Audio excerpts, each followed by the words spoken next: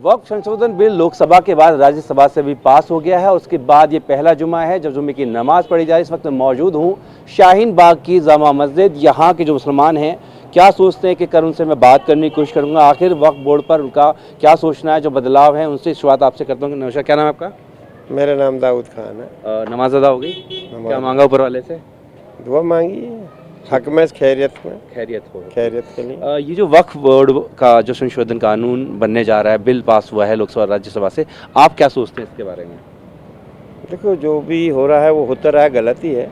गलत किस तरह से हो रहा है? जो भी कुछ भी कमेंट इसमें जो लगाए गए हैं, पाबंदियाँ जो लगा रहे हैं अपनी तरफ से, और जो पहले से चला आ रहा तो उसको छोड़ने के बाद दूसरी बनाते चले जा रहे हैं आपको कानून। जानकारी है क्या बदलाव हुए?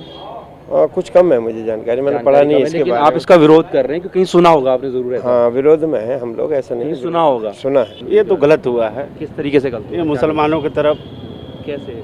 मस्जिदें, मदरसे, खनकाहें हाँ, सब लोग दान करता है हाँ, अभी भी नमाज पढ़ने के लिए। अभी भी कर- बच्चे उसमें पढ़ते हैं, हाफिज होते हैं, कुरान पढ़ते हैं। बदलाव क्या हुआ आप किस तरह से समझते हैं? बदलाव तो गलत हुआ है। क्या हुआ गलत? वही तो पूछना चाह रहा हूँ, पहले क्या था और अब क्या हो गया? ये मुसलमानों की ज़मीन हड़पना चाहती है। भाई वो तो ठीक है, आरोप प्रत्यारोप चलेंगे, लेकिन क्योंकि वो चीज़ आपसे जुड़ी है, मैं इसलिए आपसे पूछ रहा हूँ आपको कितनी जानकारी है कि उसमें क्या बदलाव हुए हैं? कुछ बदलाव नहीं हुए। सब जानकारी मुसलमानों नहीं के लिए कानून आया है। इसके बारे में जानकारी है? जी, और आप विरोध करें बिना जानकारी के? हम विरोध क्या कर रहे हैं? कहाँ सुना है कि गलत है? नहीं, गलत है, लोगों से सुना है। खैर, इनसे आते हैं। जी जी, आप बताइए आपका। हाँ, जितना अमेंडमेंट वक्फ बोर्ड के अंदर हुआ है, जो पहले अमेंडमेंट था कि मुस्लिम वक्फ बोर्ड में मुस्लिम मेंबर रहते थे, अब जो वक्फ बोर्ड में अमेंडमेंट किया गया, गृह मंत्री जी सदन में खड़े होकर कहते हैं हमारे तमाम सांसद लोकसभा में बोल रहे हैं, राज्यसभा में बोल रहे हैं, उनकी एक नहीं सुनी जा रही है। अब टीवी पे, मीडिया पे पूरे में अफवाह फैलाई जा रही है। देखिए, अगर मुसलमानों का इतना ही पक्ष लेना है, गृह मंत्री जी कहते हैं कि मुसलमान भाइयों के लिए हम क्या कहें जी, ये अमेंडमेंट लेकर आए हैं, उनके पसमानदा मुसलमानों के, गरीब मुसलमान भाइयों के लिए काम करेंगे।